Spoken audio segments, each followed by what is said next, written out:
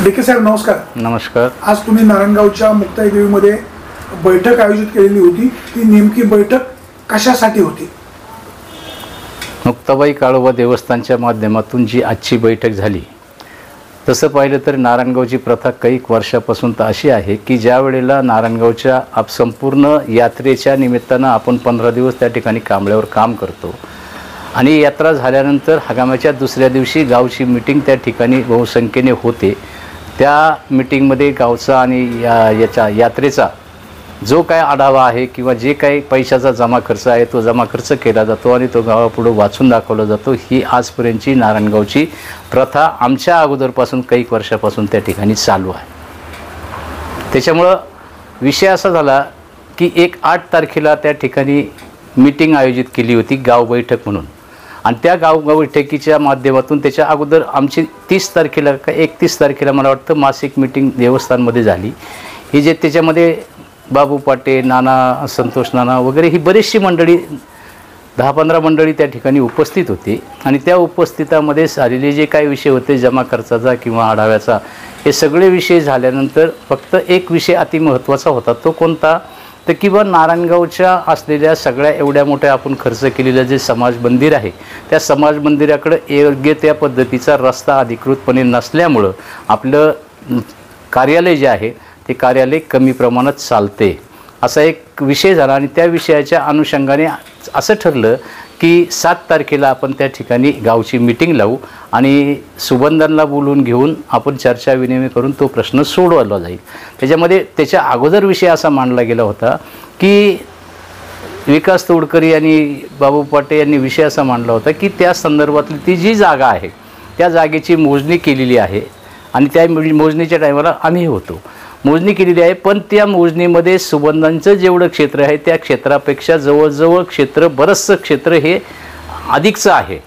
तर आम्ही असं सांगितलं की अधिकचं जे क्षेत्र आहे ते नदीपात्रातलं क्षेत्र आहे आणि मग सुबंधाचं क्षेत्र जर वेगळं निघत असेल आणि नदीपात्रातलं क्षेत्र जे आपल्याला राहत असेल तर त्याच्यावरून रस्ता करण्यासाठी त्यांचा काही प्रतिबंध नसावा अशा स्वरूपाचा विषय झाला. आणि एक 7 तारखेला मीटिंग घ्यायचं असं ठरवण्यात आलं. त्याच्यानंतर बाकीचे जे काही विषय त्यांनी 8 तारखेच्या मीटिंगमध्ये घेतले. ही जी मीटिंग झाली देवस्थान ट्रस्टची ही 30 तारखेला झाली आणि त्याच्यामध्ये 7 तारखेला नियोजन करायचं ठरलं, पण त्यांना आधीची काही कामं असल्यामुळे त्यांनी ती मीटिंग 8 तारखेला लावली. व 8 तारखेच्या मीटिंगमध्ये त्यांनी यात्रा कमिटीचा जो बोर्ड लावला गेला तो यात्रा कमिटीच्या विषयातला काही विषय नव्हता किंवा देवस्थानच्या विषयाचा काही विषय नव्हता. एक ग्रामपंचायतीची मीटिंग अशा संदर्भामध्ये त्या ठिकाणी संबोधलं गेलेलं होतं. किरण ग्रामपंचायतीच्या ऐका मी होतो, मला बोलू दे आता. ग्रामपंचायतीच्या माध्यमातून ती विविध प्रकारच्या समित्या नेमणूक करणे अशा संदर्भाचा संदेश त्या बोर्डवर होता. त्याच्यामुळे देवस्थानचा कोणताही संदर्भ त्या ठिकाणी देण्यात आलेला नव्हता. त्याच्यामुळे बहुसंख्य ज्यांची आस्था आहे देवस्थानच्या संदर्भामध्ये त्या लोकांनी कुणीही त्या ठिकाणी भाग घेतला नाही. मग एकनाथ शेठ, अशोक पाटे आणि मी असा विचार केला की आपण तिथं जाऊन बसूया. आपल्याला काही विषय त्याच्यामध्ये कोणत्या कमिट्यामध्ये भाग घेणं किंवा न घेणं हा विषय नव्हता. त्याच्यामुळे आम्ही त्या ठिकाणी बसलो होतो. परंतु हे सगळे त्यांचे विषय झाल्यानंतर त्यांनी देवस्थानच्या ट्रस्टच्या संदर्भातला विषय घेतला आणि तो बोर्डावर नसताना किंवा आमच्या मीटिंगमध्ये जो झालेला नसल्या कारणानं 10-20 जण त्या ठिकाणी आले. शेठला, अशोक शेठला, मला आणि जे काही बाकीची जी मंडळी होती ते म्हणले असाच विषय त्या ठिकाणी बोर्डावर नसताना विषय झाला कसा. तर या संदर्भात मी आणि बाकीचे जे आमचे सहकारी आहेत त्यांनी ठरवलं की आपण एक वेगळी मीटिंग किंवा एक दुसरी मीटिंग त्या संदर्भात लावू आणि ते जरी आले तर त्यांच्याशी आपण चर्चा करून हा विषय मार्गी लावू.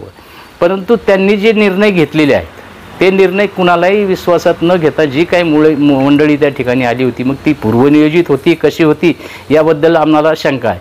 मग ही आजची जी मीटिंग लावली गेली त्या मीटिंगच्या संदर्भामध्ये सगळ्यांना देवस्थानच्या नावासहित मीटिंग लावली. त्याच्यामुळं बहुसंख्येने लोक, जी काही मॅच्युअर्ड लोक आहेत ती त्या ठिकाणी आली आणि आजची त्या संदर्भातली मीटिंग झाली. त्यांनी ज्यावेळेस त्या दिवशी जे काही ठराव केले ते ठराव आजच्या मीटिंगमध्ये रद्द करण्यात आलेले आहेत. उदाहरणार्थ एखादा ठराव की त्यांनी जे काही आत्ता आपल्या अस्तित्वात असलेली मागच्या 2 वर्षापूर्वी तुम्हाला लक्षात असेल एक जे पत्रकार म्हणून की नारायणगावच्या मुक्ताई समाज मंदिरच्या संदर्भात आणि देवस्थानच्या संदर्भामध्ये पोलीस स्टेशनमध्ये एक अनिकेत पाटे यांनी कारवाईचं स्वरूप आणलं आणि त्या स्वरूपामध्ये असं सगळ्यांना निदर्शनास आलं, त्या संदर्भात काहीतरी विषय झाला होता. त्या संदर्भात असं निदर्शनास आलं की त्यांनी जी काही बॉडी त्या ठिकाणी समाज मंदिरची स्थापन केली, त्या स्थापन केलेल्या बॉडीमध्ये ज्या सह्या आहेत त्या सह्या जे काय विश्वस्त होते त्या विश्वस्तांच्या सह्या त्या ठिकाणी बोगस होत्या आणि त्याच्यामधून तो प्रश्न उभा राहिला. त्या बॉडीमध्ये अनिकेत पाटे हा सचिव होता म्हणून त्याला त्या गोष्टीचा राग आल्यामुळं त्यांनी सगळ्यांच्या विरोधामध्ये त्या ठिकाणी कंप्लेंट पोलीस नोंद केलेली आहे. त्याच्याविषयी चौकशी वगैरे सगळ्यात झालेल्या आहेत किंवा चालल्या असतील याबद्दल मला नाही सांगता यायचं. पण त्याच्यानंतर मग हे सगळं मॅटर जे आहे गावकीच्या दृष्टिकोनातून योग्य नाही आणि आपण याला कुठेतरी थांबवलं पाहिजे असं त्यांनी आणि आम्ही सगळ्यांनी मिळून ठरवलं आणि एका मिटिंगमध्ये आता असं जर असेल तर आपण सगळ्यांनी त्या ठिकाणी राजीनामे दिले पाहिजेत असा एक प्रस्ताव त्या ठिकाणी आला आणि सगळ्यांनी कागदावर त्या ठिकाणी सह्या करून राजीनामे दिलेत. परंतु आजच्या मिटिंगमध्ये त्याचा विषय असा झाला की जसं मागच्या वेळेला त्यांनी केलं तो गैरवापर आता अधिकृतपणाने असण्याचा संदर्भाचा जे काही राजीनामे आहेत त्या राजीनाम्याचा गैरवापर होऊन जर वेगळ्या पद्धतीने पुन्हा तीच प्रवृत्ती जर समोर आली तर अडचण होईल या संदर्भात त्या ठिकाणी आज विषय झाले आणि त्यांनाही ती म्हणजे त्याचा गैरवापर होऊ नये अशा संदर्भाचा मेसेज त्या मिटिंगमधून देण्यात आलेला. पुजारी पगारी नेमायचं अशी पण मागच्या वेळेला काही चर्चा झाली. हां, आता ते काय आहे की एक दोन कारभाऱ्यांनी ठरवलेले हे जे विषय आहेत या विषयाच्या आता ह्या विषयाच्या संदर्भामध्ये बघा त्यांनी जी काही आता जे लोकशाही पद्धतीने तुमचं आम्हाला पटलं, तुमचा पक्ष आम्हाला पटला, ग्रुप आम्हाला पटला तर आम्ही तुमच्याबरोबर राहणार. आमचा हा वैयक्तिक विषय आहे की बा आम्ही तुमचं आम्हाला पटलं नाही पटलं आम्ही विरोधी गटात राहणार. तर विरोधी गटात राहिलेली जेवढी माणसं होती त्या माणसांना आणि त्या व्यक्तींना इतक्या वर्ष काम करीत असताना देखील बाद ठरवायचं हा अधिकार त्यांना कोणी दिलेला नाही. कारण ती मीटिंग अधिकृतपणे होती हेच मला मान्य नाही आणि इतरांनाही मान्य नाही. हे आजच्या मीटिंगमध्ये तुम्ही त्या मागच्या मीटिंगला उपस्थित होतो आम्ही. जे विषय सुरू होते त्या विषयाला तुम्ही मग विरोध का केला नाही? ऐका, विरोध न करण्याचं कारण असं की आम्ही त्या ठिकाणी कोणताही विषय देवस्थानचा नसणारे या संदर्भात आम्ही गेलेलो होतो आणि आमचा ऐका आमचा समज असा आहे की या मीटिंगमध्ये जाऊन बसायचं आणि आम्ही कोणताही विषय या संदर्भामध्ये मांडायचा नाही हे आमचं त्या ठिकाणी ठरलं. त्याच्यामुळे आम्ही कोणत्याही गोष्टीला आणि कोणत्याही त्यांच्या मुद्द्याला प्रत्युत्तरही दिलं नाही आणि त्याच्यामध्ये पाठिंबाही नाही. ही सत्य गोष्ट आहे त्याच्यामध्ये. आता संतोष खैरे आणि बाबू पाटे असं म्हणतायत का आम्ही ट्रस्टचे अध्यक्ष आहोत दोघे पण. बरं, समाज मंदिर आणि जर तुम्ही अध्यक्ष असाल तर मग पोलीस स्टेशनमध्ये झालेल्या ज्या कारवाया आहेत ह्या कशा कारणामुळे झाल्या आहेत याचा तुम्हाला अधिकारच नाही असं त्यांचं म्हणणं होतं. असं ज्यांचं म्हणणं आहे ते किती अधिकृत आहेत हे धर्मादायमध्ये चाललेल्या केसेसच्या संदर्भामध्ये आणि पोलीस स्टेशनमध्ये झालेल्या चौकशीच्या अंती ही तुम्हा पत्रकार मंडळींना याच्यामधून काही बोध घेता येत असेल तर तुम्ही घेतला पाहिजे असं माझं म्हणणं आहे. बोध म्हणजे त्या ठिकाणी झालेल्या ज्या काही कंप्लेंट्स आहेत त्या कंप्लेंटच्या संदर्भामध्ये काय कंप्लेंट्स आहेत, काय स्टेटमेंट दिली गेलेली आहे याच्या संदर्भात तुम्ही चौकशी केली पाहिजे तुम्ही मंडळींनी. आणि धर्मादाय आयुक्तामध्ये जे काय अनिकेत पाटेने केस दाखल केलेली आहे ती सुद्धा त्या संदर्भात बोगस संदर्भामध्ये चालू आहे. मग याचा अर्थ असा होतो की जर ही बोगस आहे तर ही बोगस कार्यकर्ते किंवा जे काही ट्रस्ट आहे हे ट्रस्ट आहे मग हे गावाने आत्तापर्यंत चालवलं आणि आत्ता 4 एप्रिलमध्ये त्या बॉडीची सुद्धा मुदत संपते असं एक. आता आम्ही सामोपचाराने 2024ला आम्ही सामोपचाराने घेतलं. वेगळ्या पद्धतीची आपण मीटिंग घेऊन त्याच्यामध्ये ट्रस्ट निर्माण करायचे किंवा ट्रस्टी निर्माण करायचा असा कोणताही आजपर्यंतचा गावाचा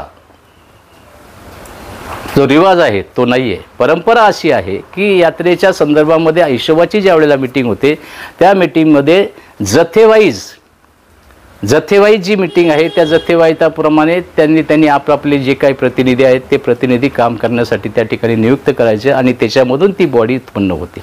असं नाही की 5-50 जर आम्ही आलो मग तुम्ही कोणीतरी बॉडी तयार केली, दुसरे 5-50 जण उभे येतील त्यांनी बॉडी किती तयार केली असं नाही. या देवस्थानचा एक विषय असा आहे की नारायणगावमध्ये 2 देवस्थान आहेत, एक हनुमान मंदिर आणि एक मुक्ताई मंदिर.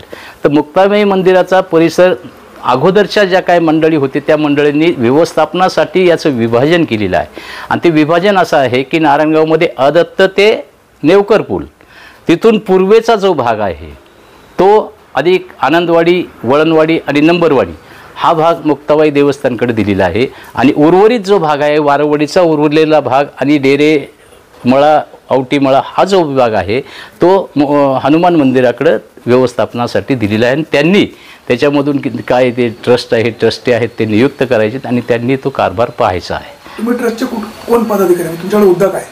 माझ्याकडे मी बरेच वर्षापासून त्या देवस्थानमध्ये उपाध्यक्ष म्हणून काम करतो. त्यांचं म्हणणं असं आहे की तुमच्याकडे कुठलंच पद नाही तरी आम्ही त्यांना चला करतायत समाजसेवेचं काम करू द्या. नाही नाही, आम्ही समाजसेवा हे होते, कोऱ्हाळे होते, सीतारामदादा पाटील होते, गणपतदादा कोकणे होते. पदावर नसताना आजची मीटिंग कशी कॉल करू शकता? कोणत्या पदावर नाही हे तुम्ही कसं काय सांगू शकता? नाही नाही, तुम्ही सांगू शकता किंवा त्यांनी सांगावं. तुम्ही कागदपत्र, आम्ही कॅमेरा पुढे सांगतो की त्यांनी कागदपत्र आहेत ती कागदपत्र दाखवावी. दिशाभूल म्हणजे एक गोष्ट याच्यामध्ये एक महत्त्वाची आहे, देवस्थान आणि समाज मंदिर याच्यामध्ये कागदोपत्री जरी आपण मान्यता प्राप्त जरी कुणाला आपण पद्धत दिलेली असली तरी नारायणगावच्या असलेल्या इतिहासामध्ये याच्यामध्ये एक जो विशिष्ट माणूस असतो त्याला आपण त्या दिलेले. पण आत्ता मागच्या पंचवार्षिकमध्ये अशा पद्धतीचं वाटप काही झालेलं नाही. देवस्थान ट्रस्टचा विद्यमान अध्यक्ष कोण आहे? एकनाथ शेटे. समाज मंदिराचा अध्यक्ष कोण आहे? समाज मंदिराचं एकनाथ शेटेच पाहतात. आणि हे आणि कागदावर कोण आहे? कागदावर कोणत्या चेंज रिपोर्ट बद्दल आपण विचारताय मला हे सांगा. मी तुम्हाला एक गोष्ट सांगितली, मी तुम्हाला एक गोष्ट सांगितली की 2019 ते 2024च्या मध्ये जे काही कागदपत्र त्या ठिकाणी सामील झालेले आहेत किंवा दाखल झालेत त्या दाखल कागदपत्रांच्या विरुद्ध ही बोगस आहेत, खोट्या सह्या केलेल्या आहेत, या पद्धतीचा केसेस चालू आहे. परंतु मग आता कागदावर याच्यामध्ये असं असतंय की ज्या बॉडीवर त्या ठिकाणी आरोप किंवा आक्षेप झालेले आहेत त्याच्या अगोदरची जी कार्यरत बॉडी होती ही बॉडी जोपर्यंत मान्य होत नाही तोपर्यंत अगोदरचे अध्यक्ष कोण? समाज मंदिर मुक्ताबाई देवस्थानकडं कोराळे. कोण कोराळे? चंद्रशेखर कोऱ्हाळे आहेत. मंदिराचे आणि समाज मंदिराचे एकनाथ शेटे आहेत. दुसरा एक प्रश्न, तुम्ही एक जाणकार आहात, तुम्ही देशाच्या संरक्षणाचं काम केलं, अतिशय चांगलं मंदिर आहे, जागृत देवस्थान आहे, कुठेतरी तुमच्यामध्ये एकोबा व्हावा, हे मतभेद चव्हाट्यावर जायला नको, असे काही प्रयत्न होतील? असे प्रयत्न करूनच आज इथपर्यंत आलो. त्याच्यामुळे आम्हाला विचारणा आली की ज्या वेळेला ह्या गोष्टी घडतात त्यावेळेला तुम्ही का सांगितलं नाही. याच्यामध्ये समोपचार किंवा समझौता जो आहे तो तुम्हा लोकांना दिसतोय का नाही दिसतोय? जर आम्हाला तुम्हाला आलं असं नाहीये, आलं तर दिसतंय. तुम्हाला या सगळ्या गोष्टी ज्ञात असताना देखील याबाबत तुम्ही लोकांनी सुद्धा कोणत्याही पाठीला जवळ डोळे नसले तर पोलीस स्टेशन मध्ये झालेल्या प्रत्येक केसेसचा आढावा तुम्ही रोज रात्री संध्याकाळी त्या ठिकाणी घेत असतोय. प्रश्न असा आहे, तुम्ही जबाबदार पर्सन आहात, मग तुम्ही सामंजस्याने चर्चा करून हा विषय संपवणं ते बाकीचे ठरवतील. माझा त्याच्यामध्ये प्रमुख आहात. नाही, प्रमुख जरी असलो तरी हे काही प्रमुख पद मी त्यांच्या कुणाच्या माझ्या वैयक्तिक पातळीवर घेतलंय किंवा ठराविक 2-4 जणांनी दिले अशातला भाग नाही. गावाच्या असलेल्या सार्वभौम मताने त्या ठिकाणी आजपर्यंत कारभार आपल्याला पाहता आला. आणि ह्या कारभारामध्ये जर अशा पद्धतीचं स्वरूप चाललं असेल तर ते भविष्यामध्ये याच्यामध्ये काम करायचं का नाही करायचं हे ठरवावं लागेल. आजची बैठक होण्यापूर्वी 2 दिवसापूर्वी संतोष खैरे आणि तुमची या संदर्भात काही चर्चा पण झाल्याचं कानावर येते. हा विषय वाढवायला नको, आपण बसलं पाहिजे, मार्ग काढला पाहिजे. नाही, हे बघा, ज्या वेळेला त्यांनी मीटिंग बोलवली, जर अशा पद्धतीचं आपण एकत्रित पद्धतीने काम करीत असतो, झालेल्या चुकांवर पांघरून आम्ही जर घालीत असेल तर मग तुम्ही ही स्ट्रॅटेजी का घेतली? ही स्ट्रॅटेजी घेतल्यावर सुद्धा तुम्ही संपर्क साधून ह्या गोष्टीचं आपण निराकरण करून पुढे जाण्याचा प्रयत्न केला असता, नक्कीच केला असता. मागच्या वेळेला तीच परिस्थिती आणि ह्याही वेळेला गैरमार्गाने किंवा गैरपद्धतीने जर कारभार करत असेल आणि त्यांच्याकडून तसा प्रतिसाद जर मिळत नसेल तर त्याच्यात काय अर्थ आहे? तुमच्या भूमिका काय असणार? समजा समोरचे म्हणाले आपण एकत्र बसू, 2 ट्रस्ट एकत्र करू आणि सगळ्यांना विश्वासात घेऊन आपण विश्वस्त नेमू, हरकत नाही. असा प्रस्ताव आला तर हरकत नाही. पण या गोष्टी माझं वैयक्तिक मत देण्यापेक्षा आज जी काही 150-200 लोक त्या ठिकाणी मिटिंगला होती त्याच्यामध्ये आपण तुम्हाला त्याच्यामधून मी तुम्हाला मगाशीच सांगितलं की देवस्थानच्या संदर्भामध्ये हे एकटे दुकटे कुणीही आम्ही ठरवू शकत नाही किंवा आज आलेल्या जे काही व्यक्ती होत्या इव्हन शिवाजीदादा खैरे त्या ठिकाणी होते ते जाणकार आहेत 50-60 वर्षापासून ते गावचा कारभार करतात. ही सगळी मंडळी ज्या वेळेला बसली त्यावेळेला त्याच्यातून निघालेला जो निर्णय आहे आता तुम्ही म्हणता याच्यामध्ये समझोता होऊ शकतो का नाही होतो नक्कीच होऊ शकतो परंतु या देवस्थानवर नेमणूक करण्याचा जो काय अधिकार आहे आणि जी काही व्यक्ती त्याच्यामध्ये द्यायची आहे ही प्रत्येक जथ्याला तो अधिकार आहे हे मात्र लक्षात घ्या. बायलॉज नेमका काय कुणाचा देवस्थान नाही बायलॉज त्याच्यामध्ये असायला पाहिजे तो बायलॉज मी पण पाहिलेला नाही मला सांगता येणार नाही. ट्रस्टचे सभासद कोण आहेत एक गोष्ट तुम्ही विश्वस्त नेमण्याचा अधिकाराचे तुम्हाला मी आत्ताच सांगितलंय त्याच्यात परत रिपीट करू नका. प्रश्न असा आहे तो जर तुमचे सभासद कोण तेच कन्फर्मेशन ऐका सन 1952 सालचा इतिहास जर तुम्ही पाहिला तर ही सर्व जी काही मंदिरे प्रत्येक गावागावामध्ये वसलेली होती ह्या मंदिराला प्रत्येक मंदिराला त्या ठिकाणी गव्हर्नमेंटची प्रॉपर्टी इस्टेट शेती वगैरे दिलेली आहे की जेणेकरून ह्या मंदिरांची दिवाबत्ती चालावं हे पूर्वपरंपासून जवळजवळ ट्रस्टची घटना असते घटनेमध्ये नियमावली असते किती वर्षांनी निवडणूक होणार ते निवडायचा अधिकार कोणाला असतो याचे सभासद कोण याचे ऐका 52 साली जो ट्रस्ट तयार झाला तो एक मोहम तयार झाला त्याला कोणतीही घटना त्या ठिकाणी गव्हर्नमेंटनी नमूद केली नाही त्याच्यासाठी 1960 कलमान्वये महाराष्ट्र गव्हर्नमेंटनी अधिनियम जो केलेले आहेत त्याच्यामध्ये ट्रस्ट आणि स्कीम हे 2 भाग झालेले आहेत. त्यांनी प्रत्येक देवस्थानला त्या ठिकाणी स्कीम असावी म्हणजे जेणेकरून तो व्यवहार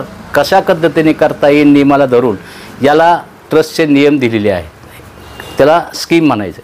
ती स्कीमची जी काही त्यांनी दाखवलेली आहे त्यांनी जे मागच्या बॉडीने जी ते स्कीम करून आणलेली आहे त्याबद्दलची सगळे कागदपत्र काय माझ्याकडे आलेली नाहीत त्याच्यामुळे त्याबद्दल मला काही बोलता येणार. प्रश्न अतिशय प्लेन होता आणि आहे की बाबा हे जे काही लोक आता संतोष नाना म्हणतात मी अध्यक्ष आहे बाबू पाटील म्हणतात मी अध्यक्ष आहे किंवा तुम्ही म्हणताय आम्ही काही लोक पदावर आहोत म्हणजे कोराळे असतील शेटे मामा असतील किंवा अशोक पाटे असतील यांना ह्या पदावर नियुक्त कोणी केलं म्हणजे सभासदांनी गावच्या मीटिंग मध्ये झालेली विषय हे गावच्या मीटिंगला असा निवडण्याचा अधिकार असतो का तुमच्या घटनेत काय लिहिलेलं आहे. बघा एक गोष्ट हे देवस्थान ट्रस्ट वेगळे असतात ग्रामपंचायत हा विषय वेगळा विषय संपला. हा तर देवस्थान ट्रस्टला आपण अद्यापर्यंतचा आपला रिवाज असा आहे नारायणगाव मुक्ताबाई देवस्थानचा रिवाज विषय वेगळा आणि कायदेशीर विषय वेगळा. कायदेशीर विषय तो त्या पद्धतीने जरी घेतला तर याला बाधा येत नाही. जर बाधा ऐका जर बाधा येत असती तर रिपोर्ट मंजूर होतानाच ती आली असती की घटनेप्रमाणे हे नाही याच्यामध्ये आपण कायदेशीर अध्यक्ष आहेत वाणी साहेब तुम्हाला क्रॉस जात नाही मुद्दा सरळ आहे.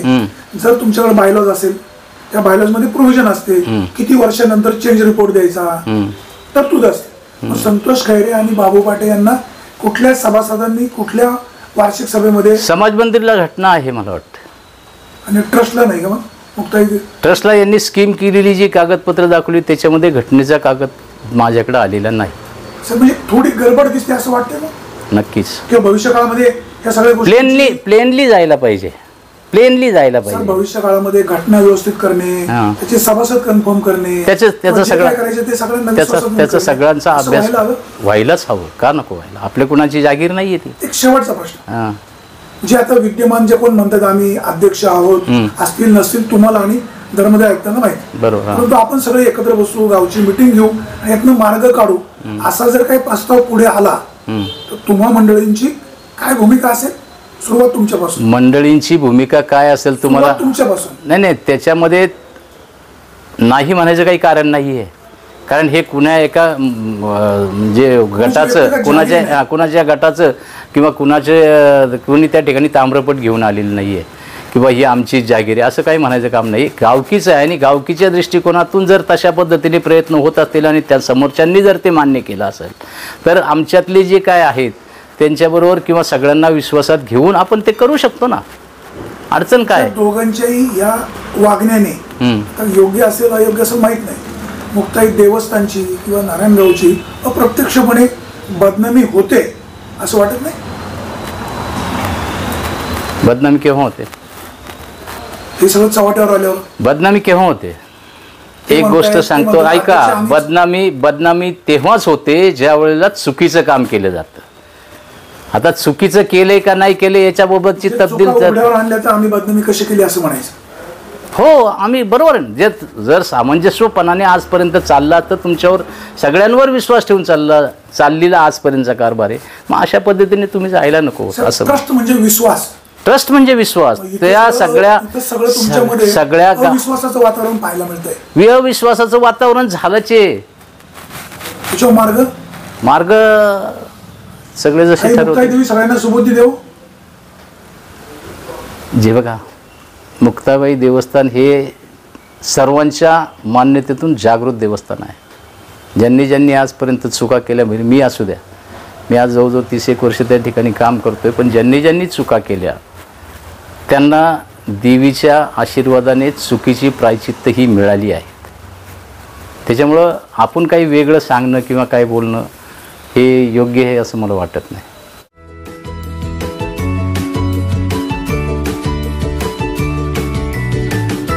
बातम्या शेतीच्या, बातम्या मातीच्या, बातम्या अन्यायाच्या, गुन्हेगारीच्या,